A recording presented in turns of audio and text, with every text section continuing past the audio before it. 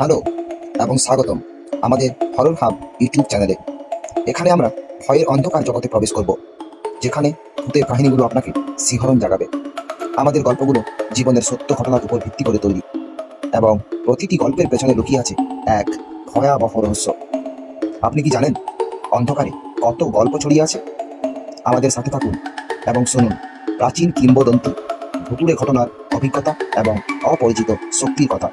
আপনার মনে হবে এই কাহিনীগুলো আপনার চারপাশে ঘটছে, যেখানে ভয়ের ছায়া আপনার মনকে থমকে দেবে। প্রতি কাহিনী একটি নতুন রহস্য উন্মোচন করবে, যা আপনার রোমাঞ্চের অনুভূতি বাড়াবে। প্রস্তুত হন অজানা ভয়ের মুখোমুখি হতে এবং আমাদের সাথে এই ভুতুড়ে যাত্রায় যুক্ত হন। আপনার রাতগুলো আর কখনোই একই রকম কাটবে না। চলুন শুরু করি আমাদের আজকের ভৌতিক গল্প।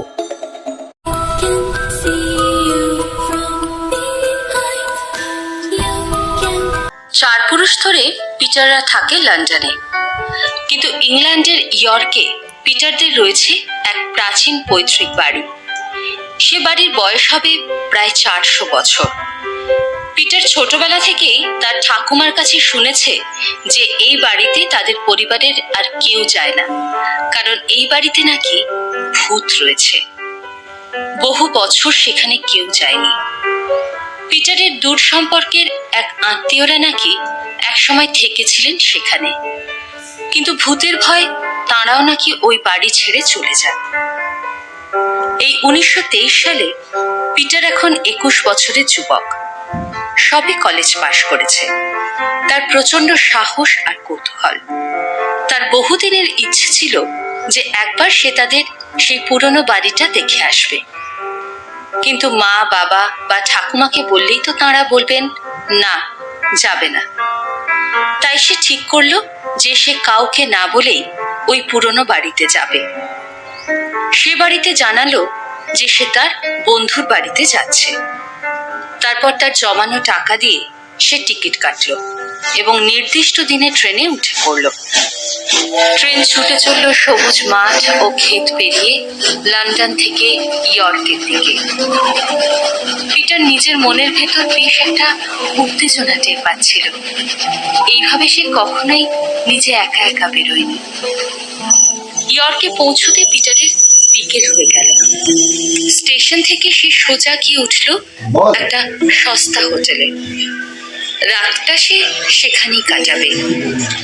হোটেলের মালিক তাকে জিজ্ঞেস করলো, তোমাকে তো এই দিকটায় দেখিনি, তুমি কি এই অঞ্চলে নতুন? তো যাবে কোথায় এদিকে? আসলে আমাদের এদিকে একটা খুব পুরনো পৈতৃক বাড়ি রয়েছে, সেটা একবার দেখতে যাব। পুরনো পৈতৃক বাড়ি? ওই যে ফ্র্যাঙ্কল্যান্ডের বাড়ি। ফ্র্যাঙ্কল্যান্ড। তা তুমি তাদের কি হও? আমি পিটার ফ্র্যাঙ্কল্যান্ড। I C. কিন্তু তুমি কি জানো না যে তোমাদের বাড়িটা হন্টেড? এই তো। ইয়েস। আরে আমি তো সেই জন্যই ওখানে যাচ্ছি। কিন্তু সেটা রিস্কি হয়ে যাবে না? দেখুন, এটা আমার কাছে একটা অ্যাডভেঞ্চার। আমি এসব স্পিরিট ফিরিটে বিশ্বাস করি না। আমি আমাদের পুরনো পৈতৃক বাড়িতে গিয়ে ব্যাপারটা জানতে চাই। ঠিক আছে, যাও, কিন্তু সাবধানে। সন্ধ্যের পর থাকবে না, এখানে ফিরে আসবে। দেখা যাক। পরের দিন সকালে পিটার গেল তার পৈতৃক বাড়িতে, কিন্তু পথ ঠিকমতো না চেনায় জায়গাটা পৌঁছতে দুপুর হয়ে গেল। বাড়িটা ইয়র্ক শহর থেকে অনেকটাই দূরে। দুবার ঘোড়ার গাড়ি বদল করে পৌঁছতে হয়। প্রথমবার নিজের পৈতৃক বাড়ি দেখে মুগ্ধ হয়ে গেল পিটার। এ তো বাড়ি নয়, এ তো যাকে বলে একেবারে প্যালেস। বিশাল প্রাসাদোপম বাড়ি, কিন্তু ধুলোমলি, জীর্ণ। দেখি বোঝা যাচ্ছে কেউ থাকে না এখানে। প্রাসাদের চারপাশ খুব খুঁটিয়ে ঘুরে ঘুরে খুঁজে দেখতে লাগলো পিটার। বাড়ির বহু জায়গায় চারা গাছে ভরে আছে, শ্যাওলা পড়ে গেছে দেওয়ালে। বাড়িটা ঘুরতে ঘুরতে সে বাড়ির পিছন দিকে এসে পৌঁছল। সেদিকটা জঙ্গল মতো।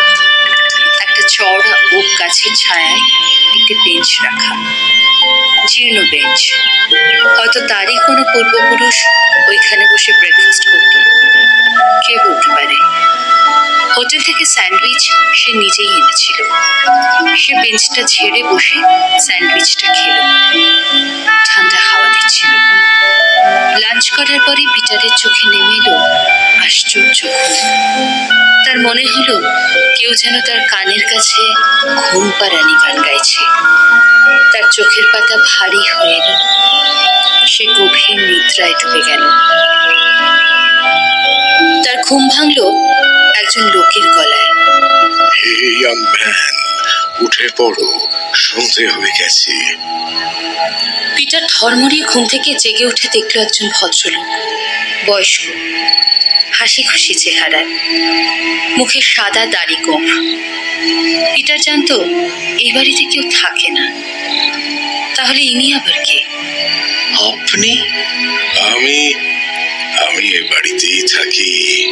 কিন্তু এই বাড়িতে তো কেউ থাকে না, আপনারা কিভাবে থাকেন? Right question. আসলে আমরা মানে আমি আর আমার ওয়াইফ যে বাড়িতে থাকি এটা কেউ জানে না। আমরা পাশের গ্রামের লোক। আমার নাম জনাথন আর আমার বউয়ের নাম মেরি। 4 বছর আগে আমাদের ওদিকে একটা বন্যা হয়েছিল। আমাদের ঘর বাড়ি ভেসে গিয়েছিল। তাই আমরা ওই গ্রাম ছেড়ে জায়গা খুঁজতে থাকি। তারপর খুঁজতে খুঁজতে এই বাড়িতে চলে আসি। শুনেছিলাম এই বাড়িটা নাকি হন্টেড, কিন্তু আমাদের কিছু যায় আসেনি। আমরা বাড়ির পেছনের কয়েকটা ঘর পরিষ্কার করে দিব্যি রয়েছি। এসো আমার সঙ্গে। পিটার জনাথনের সঙ্গে এগোলো। সে দেখল জনাথনের কথা সত্যি। বাড়ির পেছন দিকটা বন জঙ্গল কাটা, ফুলের গাছ রয়েছে, দরজায় আলো রয়েছে। জনাথনের ঘরে ঢুকলো। সেখানে জনাথনের স্ত্রী মেরি তাকে উষ্ণ অভ্যর্থনা জানালো। এসো এসো পিটার, তুমি নিশ্চয়ই খুব টায়ার্ড। আমরা ডিনারটা সেরেই ফেলি এবার, কি বলো? পিটার সম্মতি জানালো। মেরি বেশ ভালো রান্না করেছে। খেতে খেতে জনাথন আর মেরির সঙ্গে প্রচুর গল্প করলো পিটার। কথায় কথায় সে নিজের কথা জানালো যে সে বাড়িতে না জানিয়ে এখানে অ্যাডভেঞ্চার করতে চলে এসেছে। সে ভেবেছিল জনাথন হয়তো তাকে কাজটা ভালো হয়নি গোছের উপদেশ দেবে এই ব্যাপারে, কিন্তু জনাথন বলল, ও ইয়াং ম্যান, তুমি খুব ভালো কাজ করেছো বাড়িতে না জানিয়ে। সব কথা কি আর বাড়িতে জানাতে হয় নাকি? জানো তো আমি একবার বাড়িতে না বলে একটা অ্যাডভেঞ্চার করেছিলাম। কি করেছিলাম বলো তো? কি অ্যাডভেঞ্চার? আমি বিয়ে করে ফেলেছিলাম। সে কি? এই তোমার আন্টকে কি মেরি মনে পড়ে সেসব? হ্যাঁ, সে কবেকার কথা, গত জন্মের হবে বোধহয়। তা বুঝলে পিটার, জীবনে ঝুঁকি নিতে হবে। ঝুঁকি না নিলে জীবন বৃথা। ডিনারের শেষে সে কথার পর মেরি বলল, পিটার, তোমার একা শুতে ভয় করবে না তো? ভয়? না না, ভয় করবে কেন? আমার সব ভয় টয় নেই। That makes you a brave young man. তাহলে কি তুমি ওপরের ঘরে ঘুমোবে? ঘুমোতেই পারি। ওই ঘরটা হন্টেড রুম নামে পরিচিত, কিন্তু আমরা তো আজ অব্দি তেমন কিছু দেখলাম না। মেরি আন্ট, আমার কোনো অসুবিধা নেই। আমাকে কয়েকটা মোমবাতি আর একটা দেশলার বাক্স দিন, তাহলেই হবে। মেরি, ওই দেখো আবার মেঘ গর্জন করছে। আজ আবার বৃষ্টি আসবে বোধহয়। ঠান্ডা হবে রাতে। তুমি ওপরে একটা ভালো লেপ দিয়ে দিও। হ্যাঁ, বালিশ লেপ সবই আছে। জনাথনের সঙ্গে দোতলায় উঠল পিটার। চারপাশে জমাট বাঁধা অন্ধকার।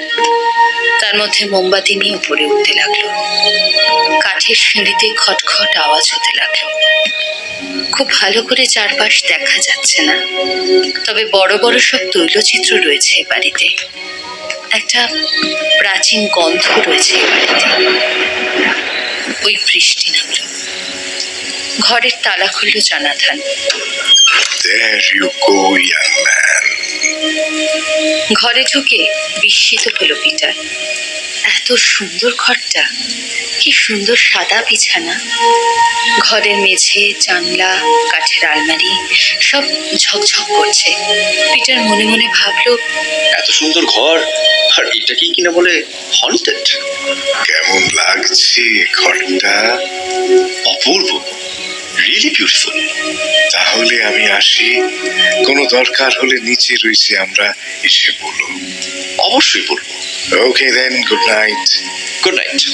জনাথন চলে গেল। বাইরে বৃষ্টির শব্দ, মাঝে মধ্যে মেঘের গর্জন। পিটার দুটো বড় বড় মোমবাতি জ্বালালো। ঘরটি আলোয় উজ্জ্বল হলো। কবেকার বাড়ি, আমার পৈতৃক বাড়ি। বাবারা যদি এটা রাখতে পারতো তাহলে সত্যি হয়তো এই বাড়িতে এই ঘরে ঘুমোতাম। কি সুন্দর পুরনো খাট। আর এটা কি আলমারি? জানলাটা খুলি। বাহ, বাইরেটা কি সুন্দর লাগছে। বৃষ্টি ভেজা মাটির গন্ধ এসে নাকে লাগছে। না, ঘুম পাচ্ছে, ঘুমিয়ে পড়ি। কাল সকালে উঠে বাকিটা দেখা যাবে। গভীর রাতে দূর থেকে কুকুরের চিৎকারে ঘুম ভেঙে গেল পিটারের। দরজায় ক্যাঁচ করে একটা শব্দ হলো। বোধহয় ইঁদুর হতে পারে। এসব বাড়িতে যত রাজ্যের ইঁদুর বাদুরের পাশ। এসবকে পাত্তা না দিয়ে পাশ ফিরে শুয়ে পড়ল পিটার। কিন্তু তার মনে হলো ঘরের মধ্যে কে যেন হেঁটে বেড়াচ্ছে। কে কে? একটা বেড়ালের ডাকে ঘনিয়ে উঠল ঘরের পরিবেশ। হঠাৎ একটা দমকা হাওয়ায় ঘরের মোমবাতি দুটো নিভে গেল। ঘরের চেয়ার টেনে কেউ বসলো। পিটার উঠে পড়ল। কে কে কে কে কে ওখানে? কে ঘরে রয়েছে? কোনো উত্তর নেই। পিটার উঠে প্রথম মোমবাতিটি জ্বালালো, তারপর দ্বিতীয়টি জ্বালালো। যেই দ্বিতীয়টা জ্বালালো অমনি প্রথমটা নিভে গেল। আবার প্রথমটা জ্বালাতে দ্বিতীয়টা নিভে গেল। এরকম বারবার হতে থাকলো এবং একটা সময় দুটোই নিভে গেল। ঘরে ঘুটঘুটে অন্ধকার। ঠিক সেই সময় পিটার অনুভব করলো কার একটা নিঃশ্বাস নেওয়ার শব্দ। তার মনে হলো ঘরে যেন কেউ রয়েছে। পিটারের এবার ভয় ঘাম হতে শুরু করলো। সে কাঁপা কাঁপা হাতে আবার মোমবাতি জ্বালালো। সেই আলো এসে দেখলো ওই ঘরের খাটে বসে আছে এক তরুণ ভদ্রলোক। তার সাদা মুখ। সে স্থির দৃষ্টিতে তাকিয়ে রইল পিটারের দিকে। পিটার এই দৃশ্য দেখে ভয় ঘরের দরজা খুলে দোতলা থেকে নামতে শুরু করলো। জনাথন আঙ্কেল, জনাথন আঙ্কেল বলে সে চিৎকার করতে লাগলো। দরজা খুলে জনাথন আঙ্কেল বেরিয়ে এলো। কি হলো পিটার, তুমি এরকম করছো কেন? ও ও ওই ওই ঘরে কেউ একটা রয়েছে। কে কে আছে? একজন লোক, একটা সাদা সাদা মুখ। ও মানুষ নয়, ও ভূত। ভূত। তাহলে তুমি বিশ্বাস করছো যে ওই ঘরে ভূত আছে?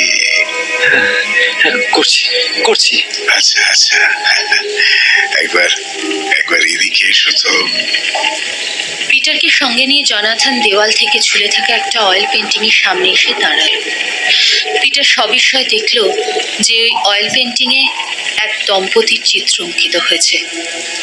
তলায় লেখা জনাথন অ্যান্ড মেরি ফ্র্যাঙ্কল্যান্ড, মৃত্যু 1815।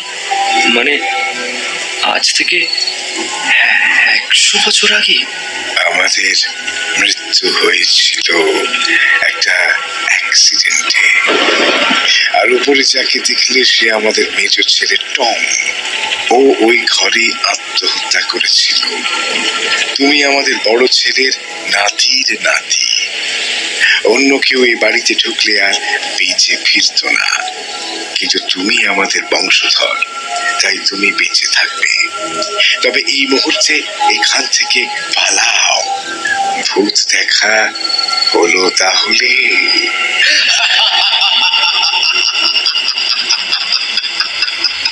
পিটারের মনে হলো যে সে অজ্ঞান হয়ে পড়ে যাবে। জনাথনের হাসির আওয়াজে ভরে যেতে লাগলো পুরো রাস্তা। পিটার ঊর্ধ্বশ্বাসে দিকবিদিক জ্ঞান শূন্য হয়ে দৌড়তে শুরু করলো। হঠাৎ কিসের সঙ্গে তার প্রবল ধাক্কা লাগলো এবং সে অজ্ঞান হয়ে পড়ে গেল। পরদিন সকালে পিটারের চোখ খুলল হোটেলের ঘরে। তার পাশে বসে হোটেল মালিক। সে বলল, খুব বেঁচে গেছো এই যাত্রায়। জঙ্গলে অজ্ঞান অজ্ঞান অবস্থায় তোমাকে পাওয়া গিয়েছিল। পিটার চুপ করে থাকে। গত রাতের প্রতিটা ঘটনা তার মনে পড়ছে। শুধু সে জানে সে কি দেখেছে, আর সেই জানে কেন সে বেঁচে ফিরতে পেরেছে। গত রাতের কথা ভেবে পিটারের গায়ে আবার কাঁটা দিয়ে উঠল।